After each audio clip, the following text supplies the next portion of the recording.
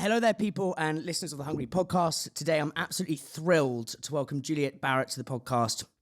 Juliet is the co-founder of Grenade, who, in my opinion, are the quintessential challenger brand. They really ripped up the rule book and are a massive, massive inspiration for so many of us listening to this. I've got some amazing stats on Grenade. I mean, they're founded in 2009. By 2019, their revenue was 51.5 million. The carb killer... one carb killer was sold every 2 seconds and was the best selling protein bar since 2016. They had 44% share of the protein bar market and were three times bigger than the next competitor. In 2021, they actually sold the business to Mondelēz for 200 million, which is just astounding. And it's just a brand that I absolutely love. It's a great product, great brand. So look, I'm honored and very grateful. So yeah, I was kind of mining the internet and trawling the internet, looking for kind of these nuggets or gems of or actually even little grenades of curiosity. And there was one right at the bottom of your website that was sort of like sparkling, and my eyes kind of lit up like a Christmas tree when I read this. And it said, "We don't do normal, we are Grenade." And I thought that is just absolutely so interesting. And I think for challenger brands, if you try and be normal and you try and be like everyone else, you end up like everyone else. And I don't think being normal is the right way to do things. But I'd love to know, in one sentence, what does it mean to be normal to you first? And then second, why is it dangerous to be normal as a brand? I mean, it might take all the one sentence down, but I think that, a brand, crack on, yeah. As a true entrepreneurial brand, the brand is an extension of the founders. And Al and I aren't normal, and we never wanted to be normal, if that makes sense. So I never aspired to be a mum or to have a family, live in a house and go on a couple of holidays a year. That was just never me. And, we never wanted to do what everyone else was doing. And I think that, when you set up a brand, you have to be different, but you don't want to be so different that people don't get you. So, for example, when we launched in 2010, we incorporated 2009, launched 2010, we spent a lot of time before that actually making our product look different, because we knew that there were no sort of magic ingredients. We didn't have the cure to cancer. We had access to a range of ingredients that everyone else had access to. So we knew that we had to put our product in a different packaging so it looked different, so that it stood out. And I think that, if we just wanted to do what everyone else was doing, there would just be another generic white tub on a shelf or another generic protein bar that just didn't stand out.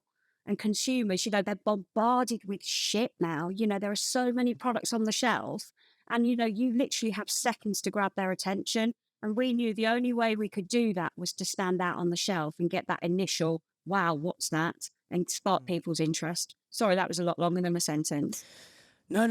I completely agree. And one thing I have, because Grenade, as you say, the packaging, because I think in research you spent loads of a couple of years actually protecting all the IP on the actual bottle, which is so clever. But what if Grenade was a name that just came to you? Were there any other names if it wasn't Grenade, what it would have been? Like or was it just straight away Grenade? I think, there was like I said, when you start a business, you're almost starting a business with 15 years of other experience. We had friends, we'd had a sports distribution business before, so selling other people's products to gyms and health clubs. So we knew what sold and didn't sell. And everything was in very generic white tubs with very scientific names. So nothing really stood out. So we had friends that were in the military. Al was like a paintball nut. The back of our garage was like some bloody armory. He used to practice loading up his paintball guns. He changed the calibration, all this stuff. He took it really fucking seriously. And, he used to go paintball, and we had friends in the military. And obviously smoke grenades are quite popular in paintballing. And we used to give our friends, so-called friends, they probably aren't friends anymore after what we pumped them full of. But, we used to give them the products to try before we actually launched it. So, for example, with the thermo detonator, the first product, we gave people, our friends, that to try. And one of them actually said it was like a grenade. And that was the name, and it stuck. It stuck. That's a good word. It stuck. And we knew actually that if we could make the product look like a grenade, then it didn't matter where you were in the world, what language you spoke, you would know what that product was called without a name on it, just by the look and feel of the container.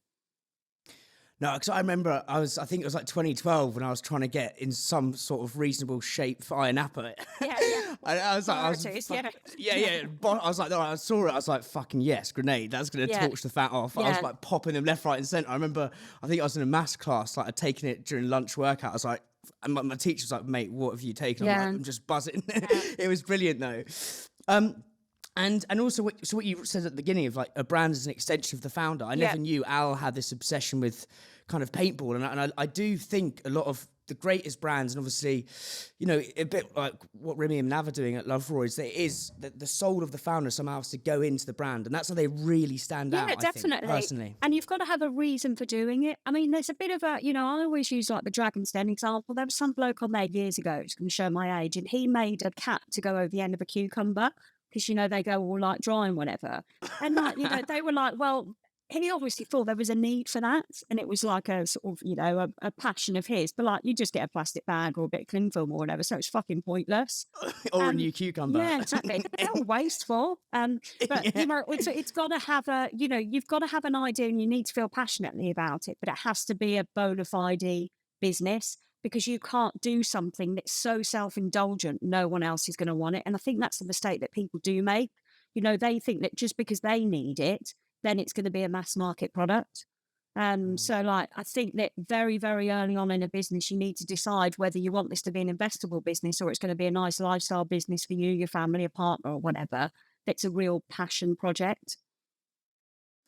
And was the goal with Grenade from the outset? It was like, we're going to build a juggernaut tank of a business. It was like, this isn't, because I'm just referencing Remy and Manav here, because they'd set out Loveroy as a lifestyle thing originally. Yeah. It's just interesting where your head was at when you went into Grenade. Yeah, I mean, like Al and I are like all or nothing people. You know, if I took drugs, I'd be a raving crackhead, seriously, because if I don't drink. If I drank, I'd be a really good alcoholic, because I don't do anything half-assed. So like, you know, when we started Grenade, we sat down and we said, we want a global business. So really early on, we spent like a lot of money. Like we bought the US trademark off and another supplement brand for like $50,000. And that was such a huge investment. Like you said, we bought loads of trademarks. We had like over 200 trademarks, patents, you know, et cetera, because like protecting the brand globally was so important. And then we also said that one day, and this was maybe when we'd sort of gone a bit further down the line with Card Killer, we said, we're going to sell this to a chocolate factory. We're going to sell this to Cadbury's. And, you know, like however many years, like 10 years, 11 years later, we sold it to Mondelēz, who bought Cadbury's. So, you know, we set our stall out really high to start off with. So we both knew exactly where we wanted the business to go. And I think that's really important. I think, I mean, it's so great for our listeners to have that just complete conviction in your vision. Yeah. But so I want to go back to this not normal thing, because I read somewhere, and correct me wrong, did you work in education? Yeah. I was the worst teacher ever, Dan. I was shocking. But so that to me appears like quite and I'm not degrading teachers, because I'm sure they're like, but I'm just saying that seems like quite a normal job on the outside of things. So I'd love to know, like, where maybe growing up in near Birmingham, like where did this I suppose huge ambition come from? Maybe, I don't know, with you, growing up, your childhood, and then also what was the point where it was like, I need to maybe leave this comfy normal job and just go and almost drop a grenade on yourself and reinvent yourself? Yeah, definitely. And I think that, you know, like I said before, you know, everything you do builds up to you starting your business. So, you know, I learned a lot of things when I was teaching. I learned a lot of stuff that I didn't want to do. Like I didn't want to be told where to be at what particular time. I didn't want my life to be ruled by a bell.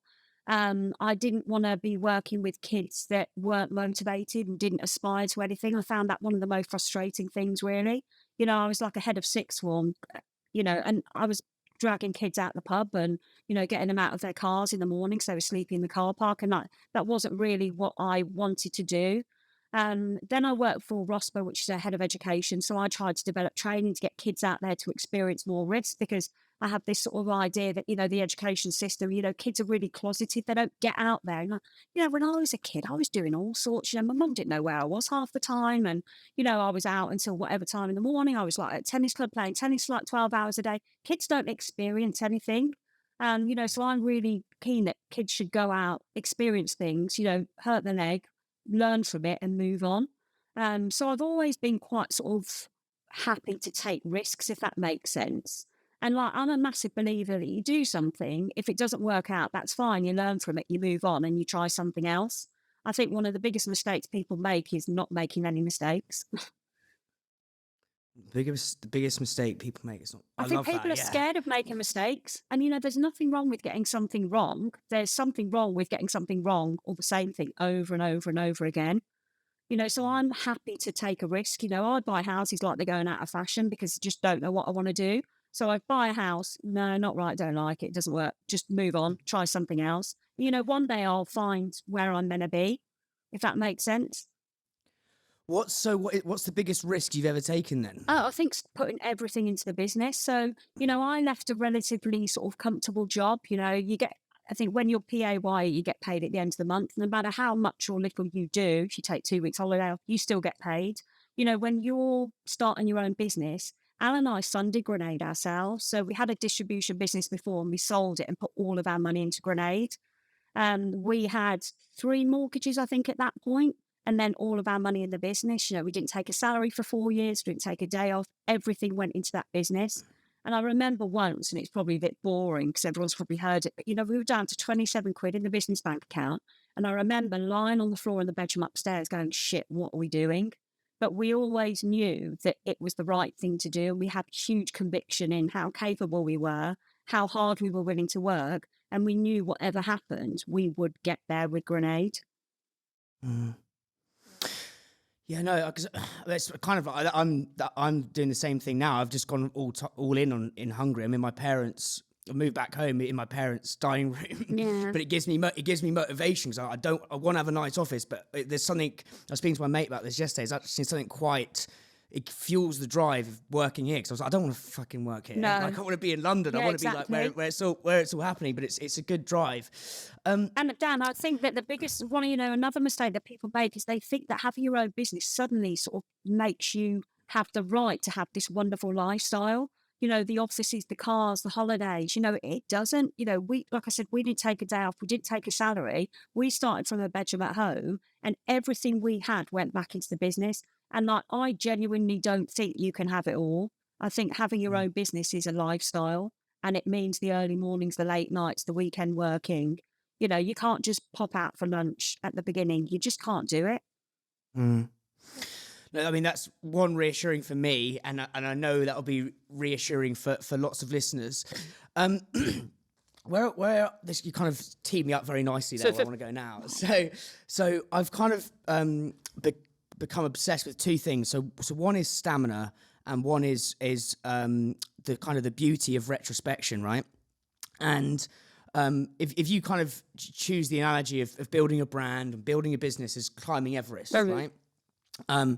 I suppose it may not be, you may be at the top of the mountain, you've got the like lovely blue skies, the snow-drenched mountains, etc. You can see that. A lot of our listeners, including myself, we're like in the blizzards, like just trying to trudge our way through. And there's 2 quotes that I would love to just explore with you. One is by Ernest Shackleton, which is by endurance we conquer. And the other guy, which I listened to this on a podcast, it was really interesting. He's the founder of 4 Seasons, and he says, excellence is the ability to withstand pain. Now, I would love to, you just talked about lying on the floor with 27 quid thinking, but no matter fucking what, I'm doing this. Yeah. Well, what is your ability to take pain between yourself and Al? Like, how does, yeah. Oh, I mean, every day is painful. And I know that sounds really stupid, but, you looking at your analogy with the mountain, people forget how much they've done to get to the bottom of the mountain. So, whether it's training, to get to the bottom, to even start your own business, you've got to have a shitload of experience, balls. You've got to think about, how am I going to do this? There's so much that goes into actually getting to the bottom of the mountain. I mean, only a complete idiot would start to climb Everest without any sort of training at all, because you're just not going to succeed. So, you've had a whole load of experience to get where you are now. And like getting up the mountain is almost the easy bit because you've made the decision to start it and you're committed. And I think that, only some people are going to even get to the bottom of that mountain because like a lot of people won't be bothered to put in the legwork. They think that actually starting a business is easy. And because they've seen someone else do it, they think, oh yeah, I can do an app. Well, if you've got like 10 million quid to put in it and, it's so difficult to get to the bottom of the mountain.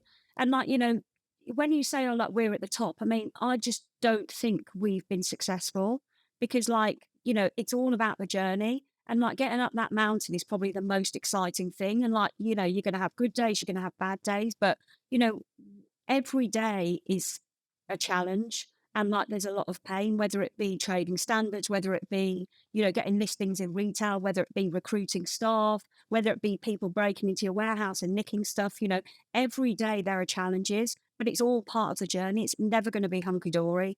God, how old am I? Hunky-dory? It's not something my nan had saying. No, I actually say that quite. Do you? Like shenanigans and stuff like that? Oh. That I've said hunky dory quite a few times actually. It's I sound like my northern nana. Do you say hullabaloo? I think that's a bad one to say. Hullabaloo. Yeah, what even is? What does that even mean? I don't know. Yeah, there's you can almost write a little book about all the naff phrases that are still used. Yeah. So jokes.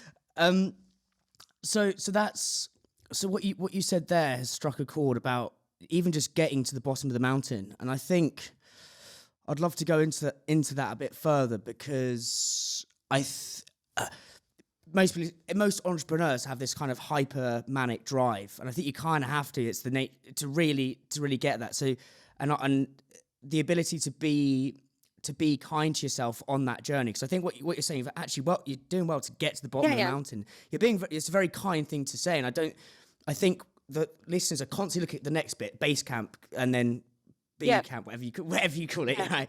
So how did you balance pushing through the pain and be like, we're going to do this, and almost like not berating yourself, but kind of just like, no matter, I'm doing this, versus being kind to yourself to actually enjoy the journey, because enjoying the journey is the hardest bit, I think, but it's the most important definitely bit. And I think actually only in hindsight will you realise how much you enjoyed the journey, because like you get good days where things are going well, so you get a new listings, or you get a great review, or you're like social media is on fire or whatever, but then it could be followed by a day afterwards where trading standards are on the phone to you, or you've got a product recall or something like that. So I think that you need to look at this as a journey. And the one thing Al and I never did with Grenade is we never set it out for the short term. We always knew that this was going to be like, we're in it for the long run. And I think if people set up a business now thinking, oh, do you know what, I'm going to sell it in 2 years' time and become a multimillionaire, that's bullshit, you're not. Those sort of days have gone now. I don't think there's anything that unique that's going to get that ridiculous valuation in such a short space of time, because investors are quite sort of wary of stuff now. They've been burnt before. So, I think there needs to be some sort of, longevity about a business. So I think that you need to almost look at it as a journey as opposed to, a really bad day, a really good day, and just sort of enjoy the ride. And I'm a massive believer in, I know it sounds a bit wishy-washy, but everything happening for a reason. So, we were broken into at Grenade like a number of times. And actually, that pulled the team together because like Rob, who was the guy in the warehouse then, everyone was in it together. We all took it really personally. He was building some sort of home alone security system with like wood with nails in and stuff behind the shutter door. And it actually brings you closer. So why were people breaking in? What, steal stock? And then resell it on. Yeah, resell I know the on product's eBay delicious, and stuff like that. Yeah, so this was like, the early days, and like it happened one Friday night. We got a call from a policeman at 1 o'clock in the morning. We drove down there, and then it happened. We put CCTV in. We're really proactive. A week later, it happened again. But we found the stock and we got the stock back because you take it so personally, because we loved the business that much that we actually, we hated the idea that someone was stealing from us. But again, that could have finished us. But it didn't. It actually made us stronger. And I think that, when you have a tough time, that's almost, a reason to actually realise how lucky you are and become stronger as a result. I think, as you say, the beauty of retrospection, I know it doesn't feel like you're at the top of the mountain, yeah. But having this conversation with you now is just so reassuring for me and for listeners, because, sometimes I've can have a day where you just feel like you're getting nowhere, and you're just bludgeoning your head against the wall, thinking, "Fucking hell, why am I even doing this?" But I think that's so reassuring, and I'd love to know, like you referenced the break-in just there, but what was like the actual darkest day on the journey? Like, what was the hardest day, and how did you push through that?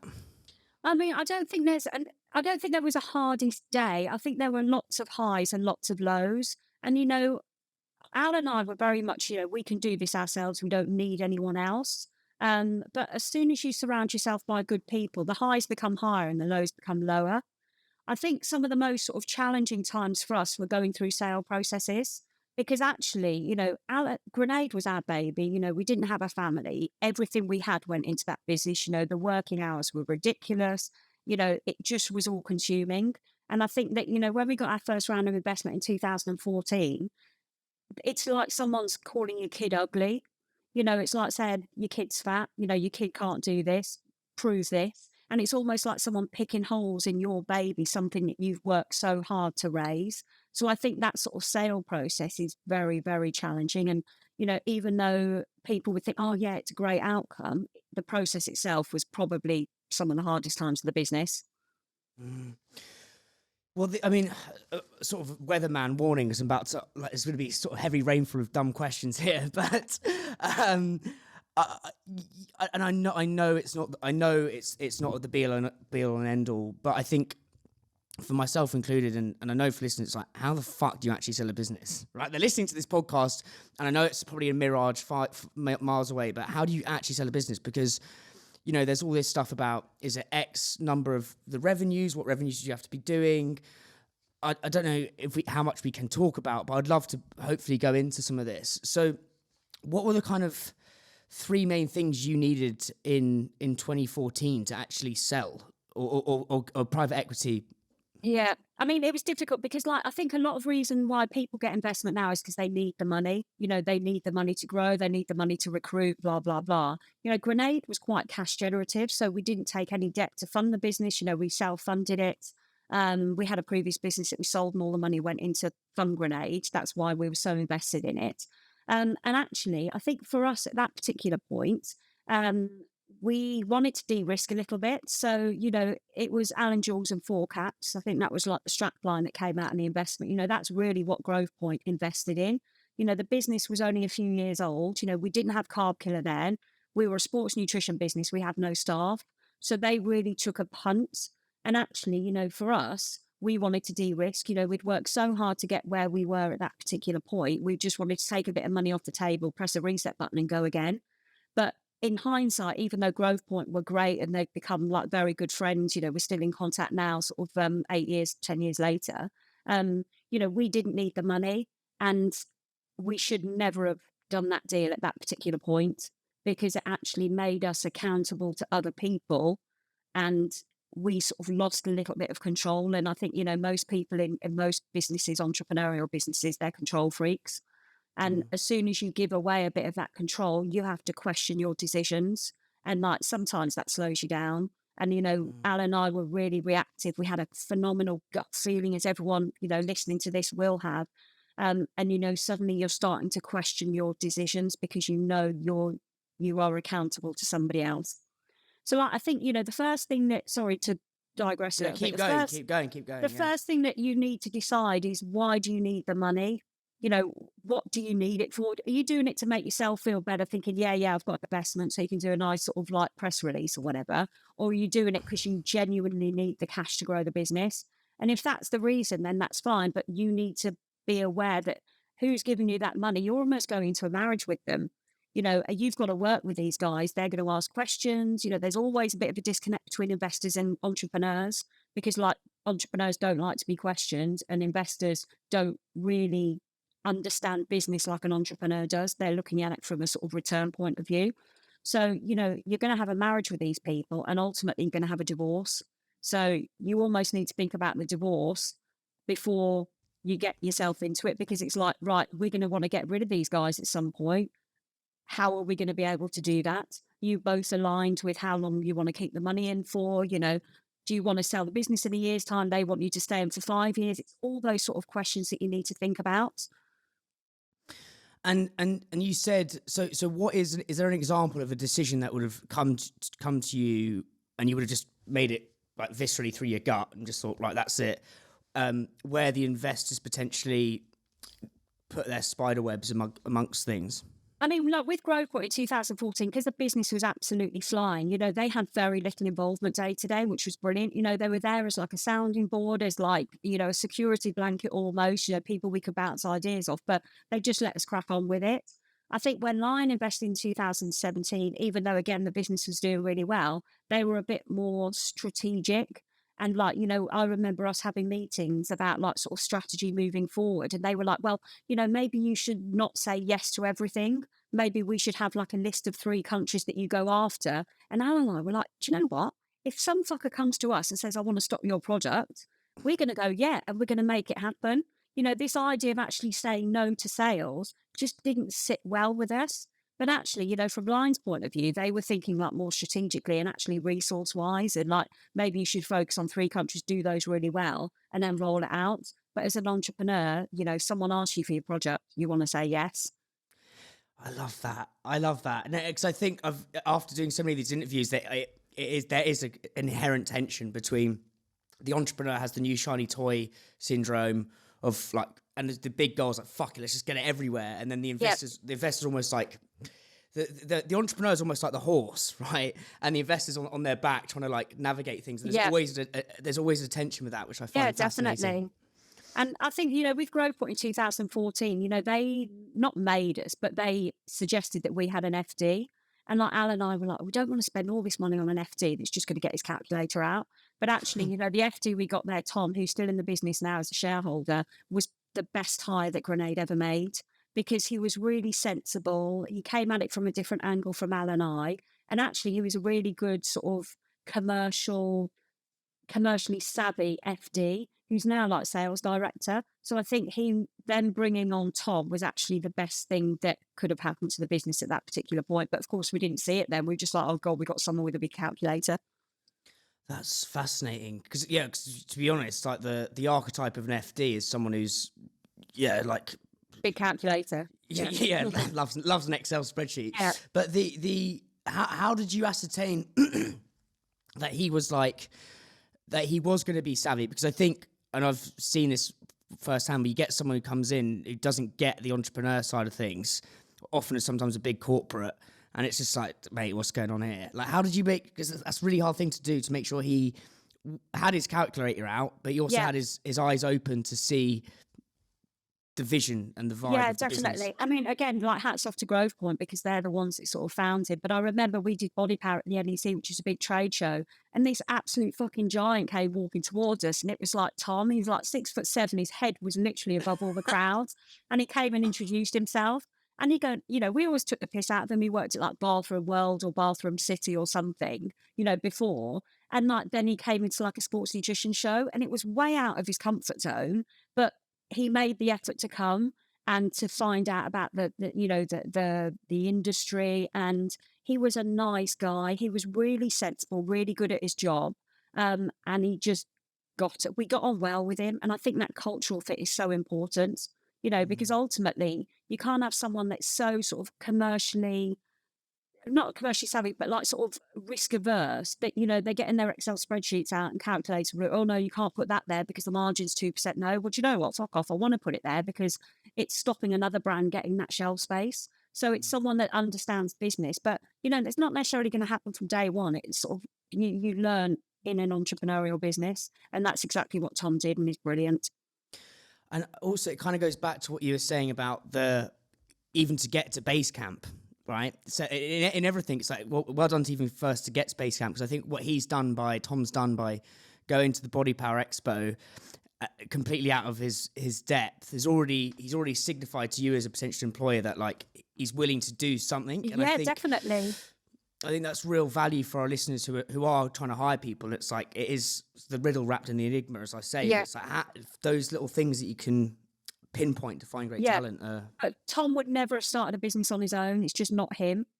he's not an entrepreneur as in he wants to take the risk. He had a family to start his own business, but he almost became an entrepreneur by being at Grenade because it was such an entrepreneurial business. And for him to get to base camp, his was like the 15 years that he did at university, accountancy, whatever else, to get to be qualified to do that role. We'd never have hired someone that just, hadn't got that financial qualification. Although, in the early days of Grenade, we did hire people the fact that we liked them, even though they had no experience at all. Yeah, I think that's the right way to do it, is hiring over on attitude, not aptitude. Yeah. As a challenger brand. Yeah, definitely. What I want to talk about now is kind of the genesis of the carb killer, because I remember that coming out, and it was just like, protein bars did used to taste like a fucking camel's foot. It was horrible. They were absolutely horrible, with a bit of like chocolate over the top.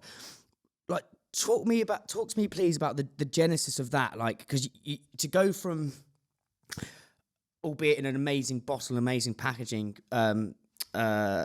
supplements, thermodetonator to the bar is quite a big jump. What did that feel like, and why did you do that?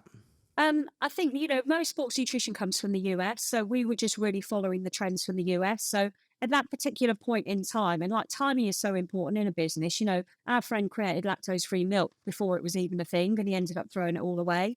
And I think, if we'd have come up with Carb Killer 15 years earlier, or even now, it wouldn't have been so popular. The timing was right. But, in the US at that particular point, which was sort of maybe 2012-ish, there was a product called Quest, which was like a protein bar that was absolutely flying. And like, this was really the start of social media. There were women going in and buying like boxes of these protein bars for no other reason other than their mates were buying them. So we didn't want to do a normal protein bar. We've talked about being normal earlier on. We wanted to do a protein bar that tasted like a chocolate bar. So we went to a confectionery manufacturer. We didn't go to a protein bar manufacturer, and we actually got them to innovate and learn to work with protein. So, when we talk about, don't just do what everyone else is doing, we had a product that everyone else was doing, but we did it differently. And like, to get that first flavour of Carb Killer, we went through 27 different varieties, and we were only happy after 27, and that's when we thought, you know what, it's not 100%, but it's pretty damn good. It's like 98, 99% happy with it. And that's when we launched Carb Killer in 2015, I think it was. It's as I piece together, why I love doing these conversations, you learn live from all the different entrepreneurs, and the people who make it super, super far and super successful, there's a common theme where they don't follow logic. I don't know if you know, like Little Moons, little ice creams, like they didn't really follow logic. Like if they looked at ice cream category, they would have created another tub. Do you know what I mean? It came from here. Candy Kittens, they thought they didn't know anything. They just like, fuck it, we're going to create a gourmet sweet and charge double the price. It worked. You guys, we're not going to go and create a protein bar. We're not going to go to a protein manufacturer. We're going to go to a chocolate manufacturer or a confectionery manufacturer. And I think there's something in that for our listeners of just don't follow what everyone else is doing, or don't be normal. It goes back to the don't be normal. Definitely. I mean, like I said, there's got to be a need for it. And I don't think you can be so out there that no one gets you. And like, I always call it the twat factor. And it's going to sound really derogatory, but like, consumers are twats. There is so much for them to get confused by. And, like with some of the brands, because I do a bit of consultancy now, with some of the brands, they were trying to be everything to everyone. And actually, they were just confusing their consumer, because consumers want to know exactly what they're buying. Because if there's any doubt, they'll just go and buy something else. And I think, the one thing that Grenade did is that, we'd spent all the years pre-Carb Killer creating a really, really strong brand that stood out there. We invested heavily in like marketing, we started to build our influencer base. We got athletes that were really credible talking about the brands. And then when we launched Carb Killer, we actually had a protein bar that tasted good. It tasted like a chocolate bar. And we wanted to disrupt that chocolate category. But, we wouldn't have been able to do that if we didn't have the sort of credentials in the sports nutrition. Because, for example, Mars launched a protein bar. It didn't work because, one, it was a Mars bar, and anyone that wanted to buy a Mars bar just wanted a Mars bar. They didn't want protein. And actually, the protein crowd couldn't see the credibility with it. So they thought, hold on, Mars bar's got like 40 grams of sugar in. So like, why are they going into the protein space? It just didn't make sense. Whereas, we'd built the credibility up in that sports nutrition, and we were a well-known, established sports nutrition brand. And, one thing that was really important to us and still is now is that we never wanted to mislead consumers. We never wanted to, you mentioned their candy kittens, charging double the price for gourmet sweets. I'm sure that wasn't their motivating factor. We've never wanted to rip consumers off, and like we were charging £2.50 for a chocolate bar. But we never had any pushback on that because we were completely transparent about the pricing. We used high quality protein. We had a strong brand that we'd invested in, and people paid £2.50 for a chocolate bar because they bought into the brand and they really realised where the value was. I want to talk about premium pricing actually, because I do part of what I'm doing now is working on behalf of like 2 or 3 brands, and one of the brands I work for is a chocolate brand called Islands, and we are bloody expensive. We're super expensive, like almost double the price, but we're sort of we're a far better tasting product, full traceability on the supply chain, and it's used by like Gordon Ramsay, Ottolenghi, all these great chefs are using it. But one of the barriers we're getting with the buyers is the price. So, and I know for a fact a lot of challenger brands will be premiumizing categories, trade up options, and a lot of the kickback is price or RRP. How did you said it in a sentence, people just got it, consumers just got it like that. Because £2.50 compared for a chocolate bar versus a 50p Twix or whatever the fuck, I don't know how much they are. Yeah, but I don't know. Oh yeah. But maybe about £1. So how did you navigate that with the retailers? I don't know who your first retail listing was. Was it Sainsbury's? No, it's Tesco's actually. And Tesco. I think that, where we never, we worked really hard to create the brand. We always realised how important a brand was. And, like I said, we never wanted to mislead consumers. We never wanted to be a discount brand, because I think with a discount brand, there's only one way you're going to go. And actually, at that lower end of the market, there were loads of people that were doing it really well. So, for example, in sports nutrition, there was My Protein, which was like a huge online website that's now owned by the Hub Group, that was selling shitloads of protein without a very strong brand, but like purely commodities at cheap prices. And actually, we could never compete with those, and we never wanted to, because we actually thought that the consumers that bought My Protein, it was a younger consumer. They were like entry-level consumers. Price was their motivating factor. And we knew that as they got older, maybe got a better paid job, they would start investing in premium brands. And that's where obviously Grenade sat. But, we use really good whey protein. We can use really good suppliers. We had that traceability and everything. And we never did it to make money. And we didn't pass on a price increase for Grenade, even though the cost of protein was going up for years and years and years, because, we never wanted to mislead the consumer, or feel that, or get them to feel that they were being ripped off, because then people stopped buying it.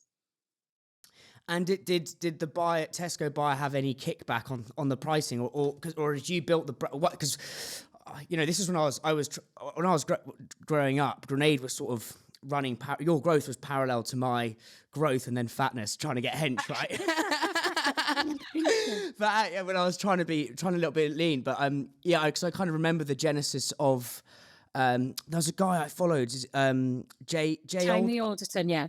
Yeah, so I was watching his YouTube videos on how to get hench. Yeah, I was literally a bit of a zealot, right? And then he was banging out he's a lovely guy actually, from what I've seen on his online. But am I right in saying you'd built the brand here, and then you built it so big, you'd almost created such a ruckus that the supermarkets couldn't say no? Well, that's exactly what happened. And I'll never forget the email from Tesco, the buyer there, Andrew. He said, "I can't ignore you anymore." Oh, I love that. And I think that's where you've got that position of strength, because supermarkets hate missing out on anything.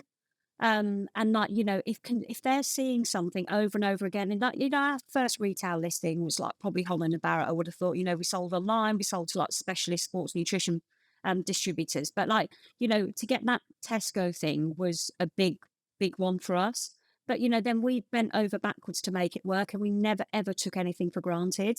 And I think we went into Tesco's first with Thermo Detonator, and then obviously because the rate of sale was so high, then when we launched Carb Killer and other products, they listed them because they knew that they would sell. And that's really important for supermarkets because obviously shelf space is so expensive and like premium and there isn't much of it. They need to know that something's going to sell. And like, I think that supermarkets now are a bit risk averse with these very, very new brands because they just don't know if they're going to work or not. And like Sainsbury's do this like futures brand. I'm sure like other guests have talked about it. And like, you know, there are very few brands that get on that futures program that actually get main store listings because they just don't sell like they should be selling. But, you know, we work really hard to get stuff on the shelf, but then to make it sell. You can't just sit back and go, yeah, at Tesco's, it's going to sell. It's not, you've got to fucking make it sell. How did you do that? Well, like Alan, I'll never forget, like Alan and I used to go to Tesco's and like, you know, because one, you're really proud that obviously your product is on the shelf. But you know, we had influencers talking about the product, and obviously we supported them with like in-store marketing and things like that. We had companies that went round to make sure they were on the shelves. But you know, Alan and I like loved the brand, and I never forget when we got that first Tesco listing. We went to the Coventry Tesco at like midnight, I think it was, just to go and see. There was me, so we had no. Well, we did have money, but we didn't have any. Like maybe we had no sort of self-respect because like we used to wear like Grenade clothing all the time. You know, Grenade pants and everything. We were like right tramps. And we went into this Tesco's at like midnight or whatever in Coventry. And like, I had this Grenade hoodie on this Grenade t-shirt. And like we were in the sports nutrition section. And like there were these group of guys. I don't know whether they were pissed or not. They probably were at that time. And they were like looking at products. And of course I started saying, oh, you've obviously heard of Grenade. Is it good like this? And I was like, you twat, you've got a Grenade t-shirt on. You know, but it's things like that that you want to make sure that your product is there and it's on the right shelf. And, you know, you just want consumers to buy it and love it like you do. Completely, and it's just there's there's something about stepping away from the Excel spreadsheets and the rate. I know, of course, you've got to manage and measure the rate of sale, but there's something about just going into the store, and there's so many stories of all of our listeners who've got listings where it's just like, I remember when I got one of us into Whole Foods, I was just going absolutely nuts. I was like, this is fucking unreal. Like, this is just the best feeling. Where I want to go. Now, and this is a question I ask all guests, and it doesn't have to be a sentence, it's just a constriction that equals quite good answers. What would you say in one sentence is a brand? You want to be the go-to in that category. So if you think about sellotape, you know, everyone, you know, sellotape is sticky tape, but everyone calls it sellotape. You know, Tupperware are plastic boxes, but everyone says, I'm getting my Tupperware out. We wanted to be synonymous with protein bars. So I think that, you know, when somebody thinks of a protein bar, we want them to think of Grenade. I love that. I love that answer. And how did you do that? Like, how did you, because it is synonymous in my opinion. Obviously you've got Fulfill is another great brand, but in my eyes, Grenade is protein bar. Like, how did you do that? Well, it's really important to us to almost create a community. And like, you know, it was all had to be very genuine. So like in the early days, we never paid anyone to promote the product. We used genuine people that loved the product and we got them to talk about it. And I think that's really, really important because like consumers hate being sold to. And I think if you tell them why they need to buy something, then they automatically think, you know what, fuck you. I don't want to buy it. I'm going to buy something else. But we created such a sort of buzz around the Grenade protein bars, especially, that people wanted to be part of it. You know, we drove the tank through London. You know, we parked under Marble Arch, completely illegal, but we had like coppers coming up, like taking photos, give them a few protein bars. They absolutely loved it. And it's about getting people to love your brand. And like, you know, we never took ourselves too seriously.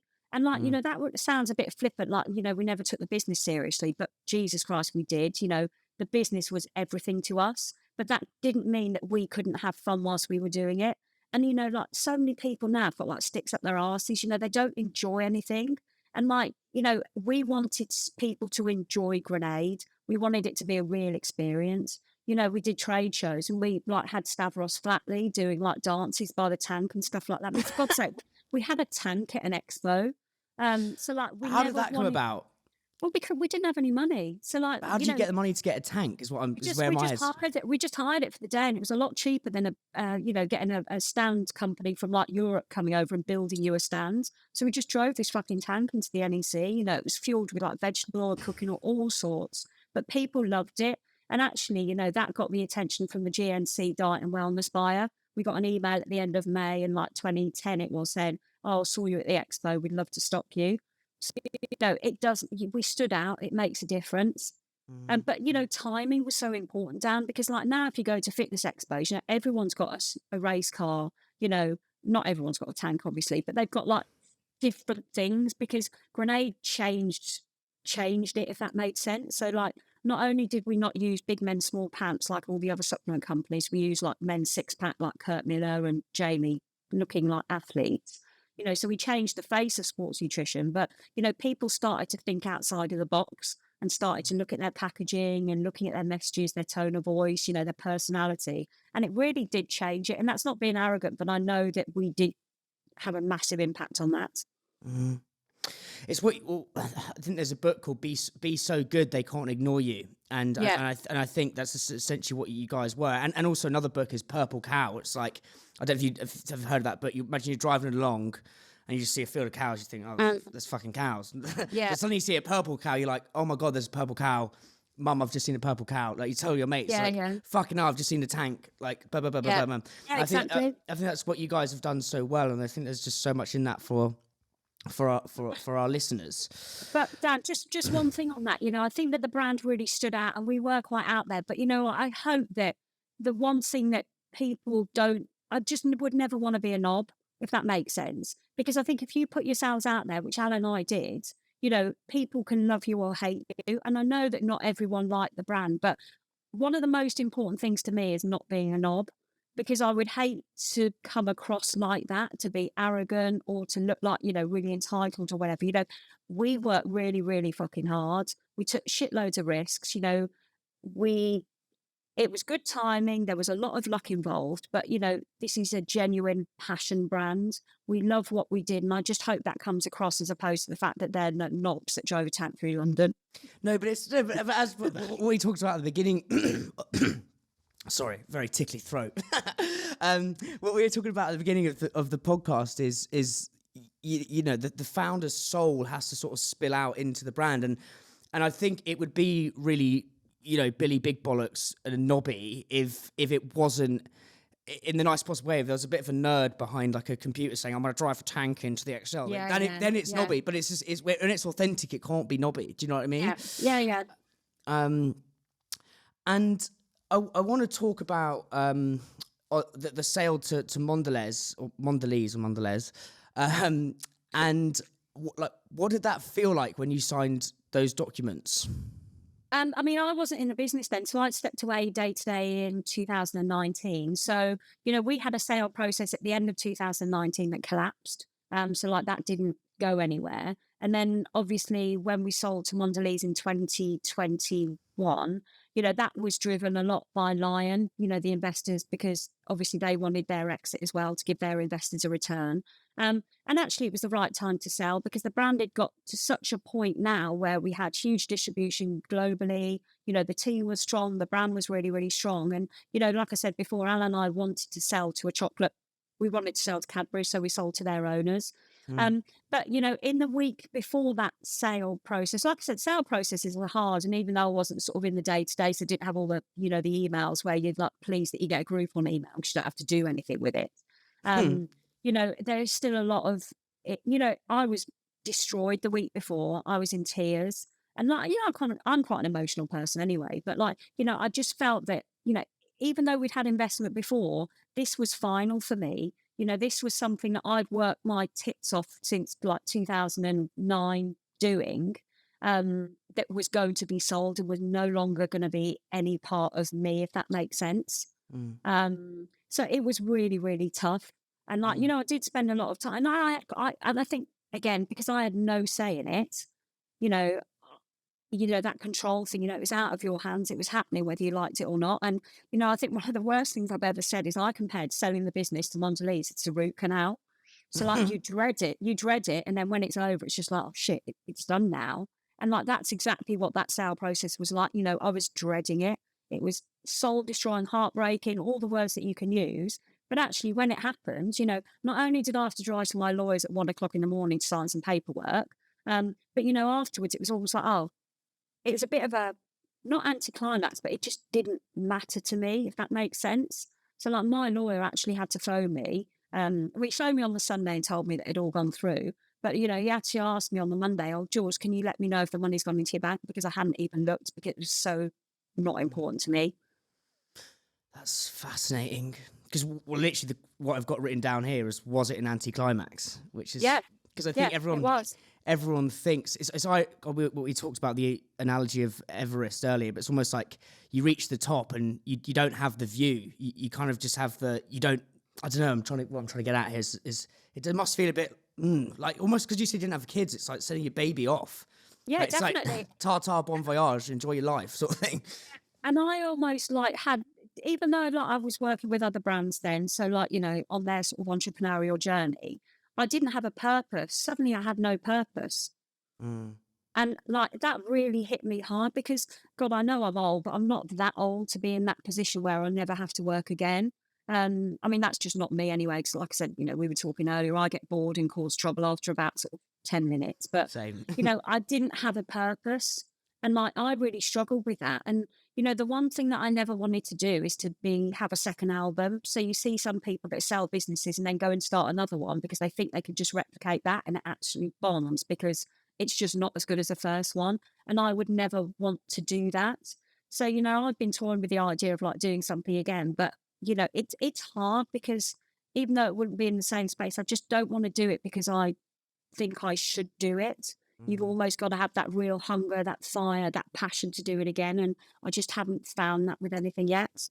No, I find that so interesting because there is this sort of, I've done it once, I can do it again, I'll do it again. And it's, yeah.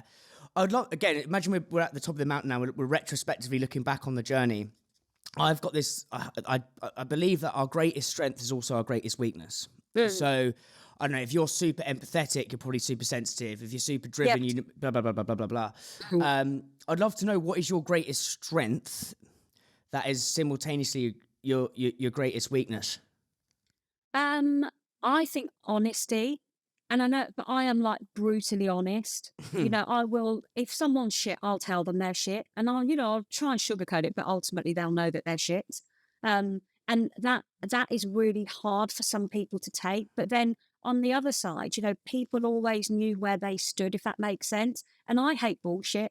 I hate people that say one thing to your face and then turn around and say something else behind your back. I'd rather sort of stand my ground and be honest with people because I genuinely don't think you can get into too much trouble if you're honest. So I think for me, and anyone that knows me knows that, I'm the best friend that you could have and I'll do anything to help you. But, if you lie or you don't tell me the truth, then I just don't like that. But I also think, accountability and responsibility is really important. So, I think today and people don't take responsibility for their actions. If they fuck up, they try and hide it, but for me, I fucked up loads of times. I sent wrong pallets of stuff to wrong suppliers. I fucked up all the time, but I always took ownership over that, learned from it, and then did it differently and made sure it didn't happen again. And I think, just digressing a bit, if you look at the National Health Service now, it's fucked. It's fucked because people are mistreating it. They're not turning up to their appointments. They're going to A&E when they don't need to. People need to take responsibility for their own actions because the only way businesses are going to get better or services are going to get better if people change their attitude towards them. Completely. And it's like... There's a book called Extreme Ownership, which I really like, and it's just owning everything that good, bad, or ugly happens to you. It's all your fault. And I think definitely. It's like, I think, I'll hold my hands up. I've had times where I've just been like, oh, I'm not responsible for that. But then you just feel shit. It's not like a good feeling, you know what I mean, afterwards. What, has there been an example where honesty has... So you've said, if you can't polish a turd, you can't even roll it in glitter. So if someone is shit, they need to be let know. But has there been an example where that's potentially backfired with an employee? Because I think for our listeners who are building teams, it's like you've got to be ruthlessly honest, but there is actually grave consequences to that as well. And I mean, not so much in Grenade because I think we had such a good relationship with staff and we hired really well, but we also fired quite quickly. So if someone wasn't right, it's nothing personal. They're just not right for the role, and it probably wasn't right for them either. So I think that's we were honest with people about that. But I think I work with businesses now, like with managers and like founders, and like I'm really honest with them. I'm not going to sugarcoat anything. And like, if they listen and they take on advice and opinions, then that's great. If they don't, then that's their decision. Because like, I would have hated to have been told what to do when we were growing Grenade, just hated it. And again, like founders now, you've got such a gut feeling. You listen to advice, but if you don't want to take it, they're not going to take it. But I'm always honest with founders. Mm. So if I genuinely don't think that they should be dropping their price or doing a promo or recruiting someone, I will say it to them. Mm. And then, if they want to change, that's great. If they don't, then that's perfectly fine as well.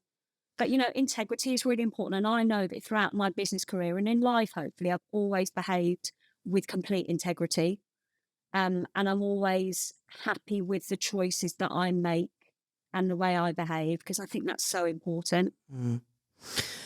And what are some of the principles from Grenade that you pass on to Love Raw and Remy and Manav? Like, what are the kind of if you had to pick three, if like this is how because Manav said, Jules came in and said, you need to do everything. You need to do. He said he had his little notepad out, or maybe his iPad, because he loves Apple stuff. Yeah, so he's a bit, he's a bit of a geek when it comes to stuff like that. Yeah. But he probably had his iPad out, maybe one of those pens, and was like saying, "What should I take notes on?" You went in and said everything. Now, what do they need to do? Because this will benefit a lot of our listeners as well. I think the first thing is stay true to your brand. Set your stall out, let people know what you stand for, and don't digress from that. Because again, if consumers get confused, then they're going to opt out. I think you've got to be really genuine. So you need to be genuine about like transparency, about like ingredients, genuine about what you stand for. You don't never want to sort of do anything like put the prices up if you don't need to put the price up just to make more money. So genuine like that. And I think, with Love Raw, and I work with Mr. Freed as well, and like a sort of gut health drinks brand up here, I think the power of the brand is so important because that's what set you apart from other people. Invest in your brand, create the demand, and then the sales will come. If you start a business just wanting to sell product, it's not going to work. You need to create that killer brands and give that brand a personality, give people a reason to buy into that brand. Mm. But, remember, I'm from a marketing background, so, I'm not a sales guy. So, like, sales might be don't sell anything unless you can make a 30% margin on it. But for me, that power of the brand is so important. Well, I think in this is where some brands get unstuck is they hire a corporate salesperson in a challenger brand. And I personally believe challenger brands should sell more like brand managers or marketeers. Yeah, definitely. If you're speaking to a supermarket, let the big boys, let Coca-Cola or I don't know, Cadbury's fill the buyer's boots with category data and all that shit. Yep. And no, it's not shit, sorry, that's a bit derogatory. But like, as your job as a salesperson is to go and slather on the brand. Like, that's what they want to see. But a buyer must get so many calls from Coca-Cola. Like, go and do the brand bit. Whereas I completely kind of agree with you on that. And you've got to stand out because, like, when you're talking to a buyer, you think that your brand is the most important thing to them. And, one of the frustrations that, small businesses get is like it takes weeks for a buyer to get back to you. But remember, that buyer is looking after a category with probably 40, 50, 60, 100 different brands in. So you've got to stand out. You've got to give those buyers a reason for them to stock you. And like, category data is expensive, but you do need to show that you're sophisticated enough to actually deal with them. Because if you just go in there, boots up on the table, like, here's my product, blah, blah, blah, you've got to prepare. You've got to know your margins. You've got to know the size of the category. You need to know all of that stuff, but you need to give it that entrepreneurial twist. So it's got to be genuine. You've got to be passionate about your product because then they'll remember you. Mm. And with Islands, actually, we're trying to get into retailer. It goes live in a couple of weeks, but we just sent the buyer an email saying fresh cookies and warm hot chocolate. I was like, we'll deliver it to you next week. Instead of like a boring email. And she was like, I'll come into the office next week. So I went down, we had a little hot chocolate kit, made some fresh cookies, which were banging, like filled with like, I can't say Nutella, but like their equivalent of Nutella is unreal. Yeah. Anyway, so we went in and gave them the cookies. And I think if you do these different things, you actually kind of pursue serendipity, because they were like, oh, right, the board meeting is happening right now. Why didn't you come in and tell us about it for 2 minutes? Yeah. So we were like, I was like, oh God, like I've only just started working with this brand. I was like, I don't know what I'm talking about. But then they've agreed to list it. And I think there's if you can marriage a bit of the data with doing things differently, like whether it's a tank or something. Yeah, definitely. Agreed. You've got to get that cut through. But then, there also needs to be substance to it. So huge congratulations, you've got that listing, but now you've got to make it sell. Because if it doesn't sell, it doesn't matter how much they like you, they're going to kick you out after, the next range review or whatever. So like that's when it's almost easy to get listings. It's hard to get the listings renewed and more SKUs and whatever else. So that's where you've got to work with the marketing and creating the demand and making it sell. Other than like promos, because promo's always going to work, really. Yeah. Or like a gondola end or anything like that. Is there anything you guys did differently, specifically almost like in the trade marketing side of things, to drive the rate of sale, to be the best selling protein bar? Yeah, I mean, like, I think that, the sales spoke for themselves, and like we worked really hard, like sort of online and away from the sort of retailers to create that demand. Like I said, we had a load of experiential events. We actually did a tank driving day. So we took the buyers down to, a tank site, and like we sort of included them with the brand. But then again, that was pre-COVID. Things have changed now. But I think that, you just need to have a product that sells.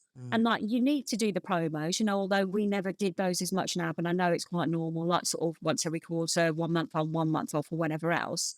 But you've just got to have that demand, because again, like you can't be selling at £1 if your product's £2 every other month. You just can't afford to do it.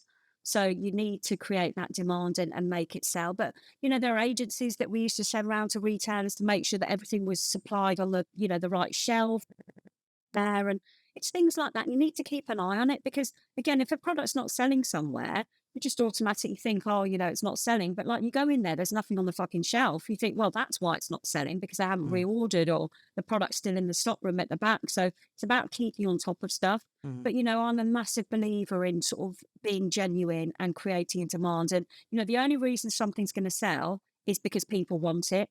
And like, being cheap isn't good enough anymore. People will buy it because it's cheap 1 month, but then they'll buy something else because that's cheap the next month. So you've got to get people to want your product, whether that be a phenomenal taste of a product, great ingredients, it's got to be a fucking good product.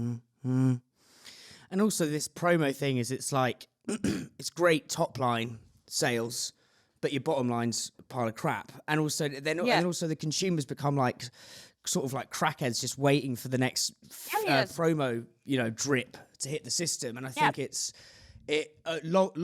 great short term to sort of fix the P&L maybe for investors or whatever, or board members, but long term you're just devaluing the brand. And I think I can't remember a time I've bought a grenade when it's been on promo, to be honest. And it does just demands that consistent 250 price point across the board, which is and that's because we never traded on price. For us, the brand was really, really important. And, we said, I think it was 2018 was the year that we held our nerve at Grenade, because like sales weren't where they should be. Was it 2015? I can't remember now.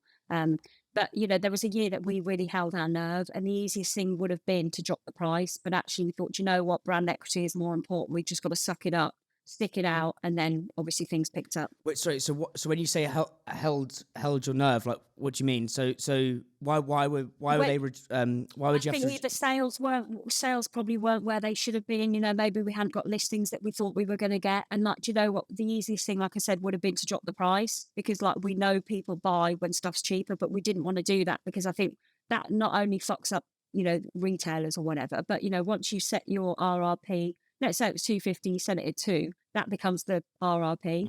And then where'd you go from that? £1.50. It's just a race to the bottom. And, we never wanted to do that, but we never felt that we were ripping off consumers. It was a genuine product with good ingredients that was priced well.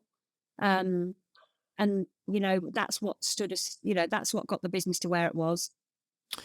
Completely.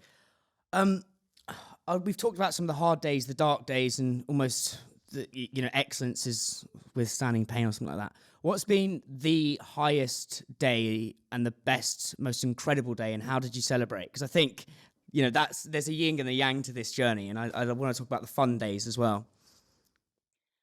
Oh God, it's so difficult because there were so many sort of. I mean, even though dark days were really tough and you wanted to like kill everyone or whatever else, unless because we always looked at the journey. The journey was phenomenal. We met some amazing people. We supported Virgin Unite, which was a charity that was really important to us. Got to go to Necker Island to meet Sir Richard. And we met phenomenal people. We travelled the world with Grenade. And I think because we were really sad and we had no family, our holidays were Grenade holidays. So we used to go to meet a supplier and then have a couple of days holiday somewhere. But we absolutely loved it. I think the sale processes were hard, like I said. But then, the first sale process, I think when we did do that deal with Grove Point, that was a real wow moment for us because we were like, we can buy our dream house now. And that is what we did do. Although I think we celebrated with a packet of cream eggs and a curry. We were never the ones to go and do really wacky things. Well, I wasn't. I was probably a bit more wacky than me, but that's, I love that. And I'd love to know how having money's changed you. Having money's changed you for good, bad, or ugly. Well, I think the biggest compliment, don't get me wrong, spend money. Jesus Christ, I can spend money. But money isn't my motivating factor. So, I'm really, the nicest thing that someone's ever said to me, and this was someone that does some work at Loveraw that used to be at Grenade. And he actually said to the founders, he said, "Oh, Jules hasn't changed since the first day I met her." And, for me, that's the biggest thing because I just don't want to be a knob. Because there are so many people out there that got money that think they're better than everyone else. And I'm just lucky. I was at right place, right time, worked really hard. But, there are people out there that have worked just as hard, that have gone into different, careers, professions that haven't got the money, but, are phenomenal people. And I genuinely don't think it's changed me. My travel has probably become a bit more high maintenance. But I get up every day at 5 o'clock still. I love walking my dog. Biggest thrill for me is going out and getting a hot chocolate. I'm not into Michelin-starred restaurants and all that sort of stuff. It's just not me. And obviously you can tell I certainly haven't spent a load of cash on plastic surgery. So yeah, I have. I'm just not high maintenance at all. I'll have to send you some Islands hot chocolate if you like hot chocolate. Is there a Gale? Yeah, is there a Gales up in Manchester now? It's just opening actually Wilmslow. We're the hot chocolate and Gales. Go and get. Are you? It's fucking unbelievable. Yeah, it's like the Caribbean in a cup. Honestly, it's so banging. Is it? Yeah, you'd have to get like that. Yeah, Caribbean in a cup. Right. Let's go to the Caribbean then, because I saw a post 5th of November 2018.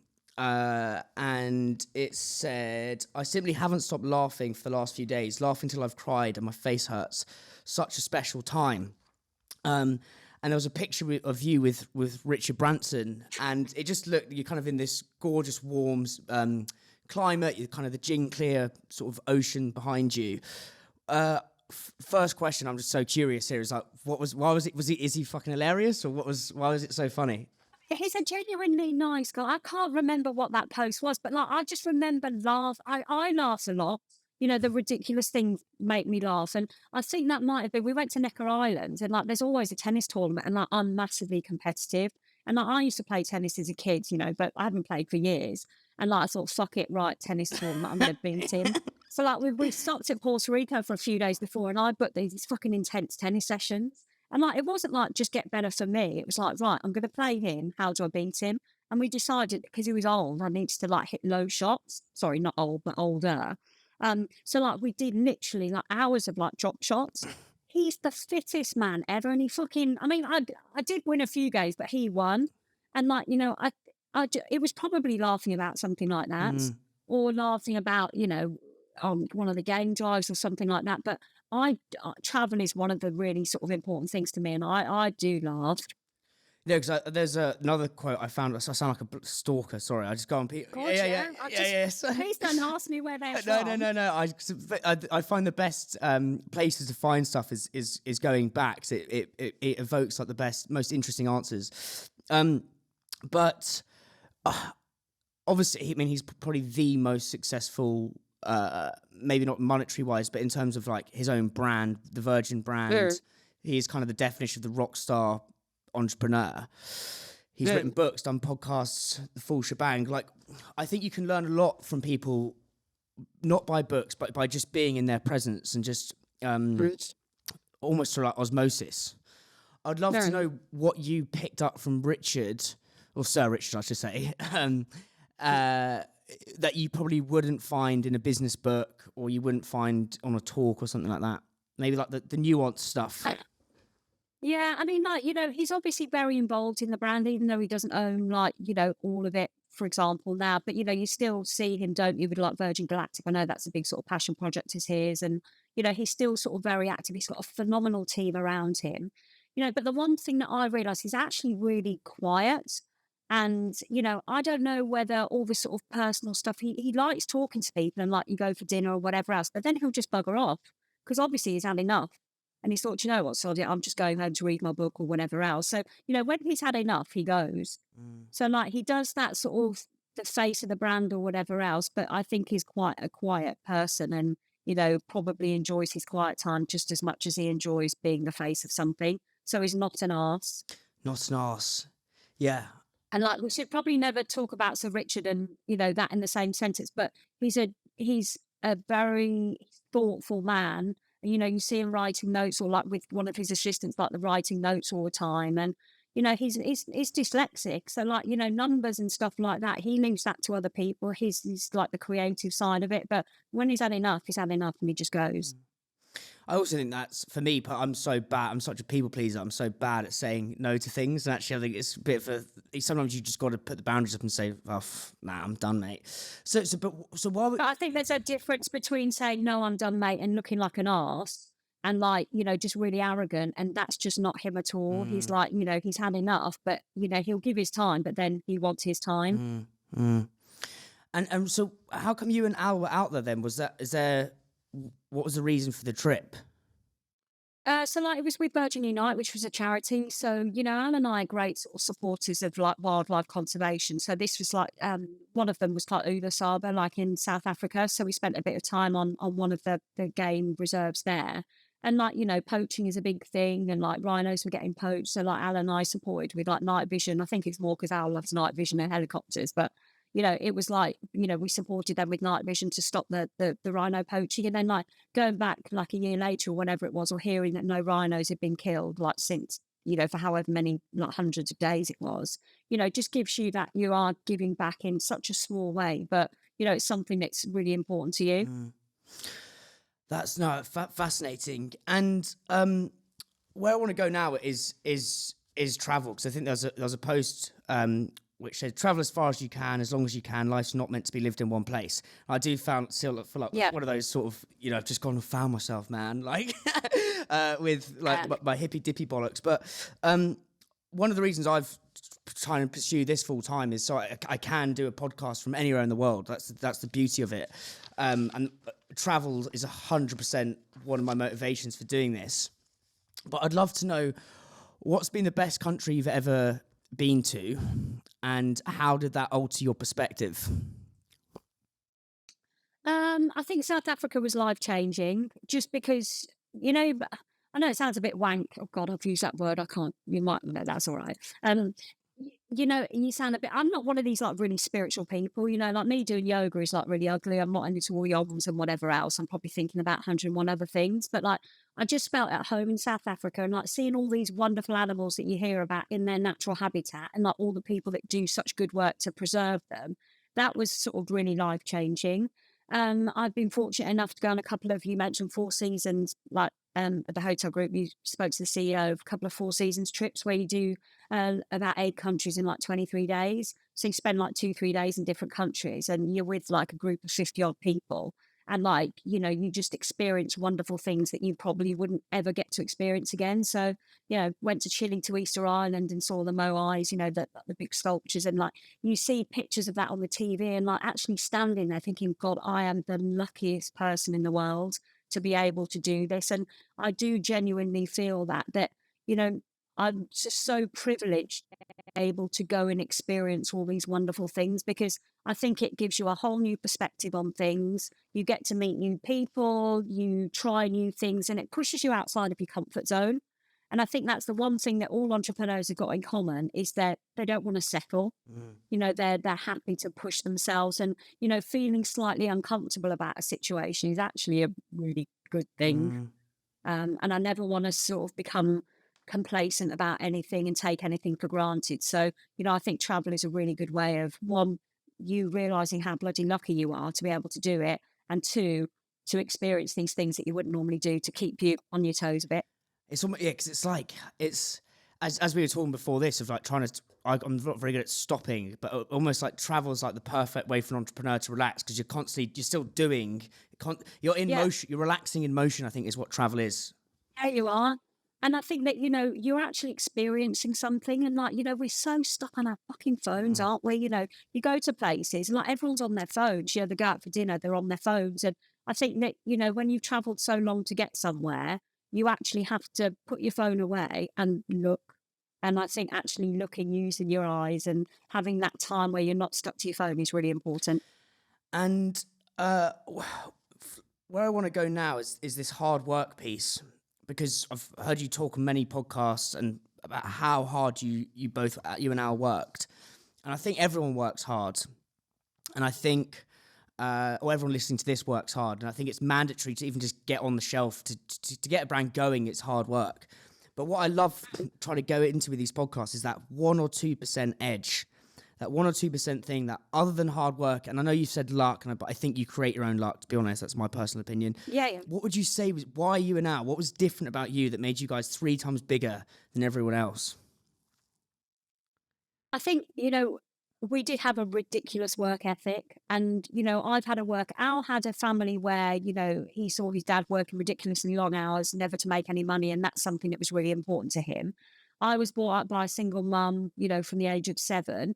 And like, I saw her putting the heating on for us. And then when I went down one night, she was sat there in a hat eating peaches out of a can because she had no money, but she never wanted us to go without. And I never, ever, ever that situation. So, you know, the biggest thing for me being in the position I am in now is that I can not only support my family, you know, I bought my sister a house, but I can give back to my mum, and I know my mum's going to be okay. And that's really important. And, you know, I think that, you know, that was what our driver was. It wasn't for our own monetary gain. It was because we didn't want to be in the position that our parents were in. Yes, it's almost like kind of using fear as a fuel, which I think is really interesting. Yeah, definitely. Yeah, you want to change. And I think all entrepreneurs want to change. You know, they either want to change the industry, the sector that they're in. You know, Grenade, we wanted to change protein bars, healthy snacking, you know, but we wanted to change our next generation, if that makes sense. A few more questions, because I'm conscious of time and, you know, super grateful. And they may be hard, so tell me to like absolutely bugger off. I just try and set myself the goal of asking hard questions. But you've talked about Grenade as being your baby and almost saying bye to Grenades when you sold it to Mondelēz. Do you regret not having kids? Oh God, yes. You know, and like, yeah, I do. But then I would have been a shit mum. I'm not a bit I'm not all about, you know, any regrets or whatever else, because I think everything happened for a reason. And, you know, I know that if I'd have had kids when we were doing the business, then one of us would have had to have stepped back, and I wasn't prepared to do it. And Al definitely wasn't prepared to do it.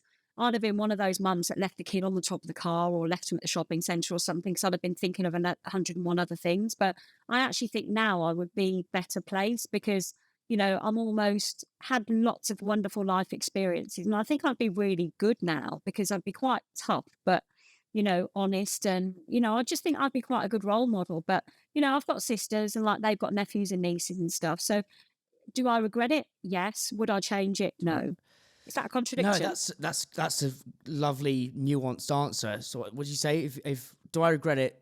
Yes. Would I change it? No. I love that, because I think you can't. I think living in regret is just, it's futile. It's a waste of everyone's your time, and it's just. Yeah, definitely. And like, I try not to regret everything, because I think, you know, regret and hate, that tears you up, and like, it's gone. You know, it's gone. Get over it and move on, and like, you know, make your future, not sort of hark on about the past. Yeah, someone said resentment is like trying to give someone or something poison to poison them, but actually all you're doing is poisoning yourself. And I think letting go of regret or resentment's a really freeing thing to do. Final couple of questions. So I've started asking this to guests, but if Grenade was a song, what would it be? Well, Grenade is a song, isn't it? And again, that was not Bruno Mars. That was number one. I forgot about that song. Yeah, so like again, like that was one of the most searched terms. I remember being really excited when we actually beat that. If Grenade was a song, well, it would be one with a lot of swear words in. I don't know. It'd probably be like a Pink song, if that makes sense. So something a bit sort of not aggressive, but with personality and quite sort of tough. But or maybe it should be I Will Survive, because we did say that quite a lot of times. You know, we've just got to get through this. Oh, really? Is that how did you what was the when you're sat around the dinner table? I don't know if you'd even had time to eat dinner, but like what were the conversations to keep on keeping on between yourself and Al? It was never a conversation, because we knew like I think you mentioned it earlier. Everything we did was our fucking choice, and if we didn't want to do it, we didn't do it. And you know, if we wanted a sensible, stable life, you know, we should have gone and worked for someone else where there was no risk, and you know, you got paid at the end of the month. But you know, that was never what we wanted. So there was never a question of not keeping going, because it was our choice. We were in that position. And, you know, we just needed to carry on. Yeah, so I think someone, the brand Moju, Rich from Moju, you know that brand? He basically said you just got to give yourself no optionality. So there's no, there's no even like ifs, ums or buts. It's just, we're doing this. Yeah, it's like, we're doing it, and that's it. It's just tough shit. Just pull your big girl's pants and get on with it. I love that. Big girls' pants, big boys' pants. And then I would love. There's a book called "The Obstacle Is the Way," and I asked this to all guests. And I genuinely believe that sometimes our biggest obstacles retrospectively pave the way forward. So I asked this to Ben from Seedlip, and he'd got into a scrap. Well, his mate had got into a scrap when he was at about 21st birthday. Fell out of a window, and he lost all his smell. And he was lost all his smell, and I was like, oh, that's mental. And then it caught that obstacle, and he lost his smell for about 9 months. This is before COVID. This is yonks ago, and that almost created this obsession with botanicals and the smell of things. Yeah, I'd love to know what's your biggest obstacle that retrospectively has paved the way forward. Oh God, that's such a difficult question. Obstacles paved our way. I mean, we sound lucky, you know. We didn't really have that many obstacles. We had challenges. We had like obstacles with ingredients and ingredients getting banned and stuff like that. But you know, I never really. I think because we were sort of paving the direction, if that makes sense, like creating the category. The only obstacles that we really had was almost getting people to understand what we were. But actually, that created a massive opportunity for us, because by having to educate people, that made us like the category captains, and that put us in a really, really strong position. So, you know, just putting that, I don't know whether that makes any sense to you, but like just putting it into context, it almost makes you that go-to in that category, because people know that you were the first there. So like we had the challenges and the obstacles of actually creating that category, like healthy snacking. But like once we were there, it almost set us apart from other people, because people knew that we'd created that category because we were the first there.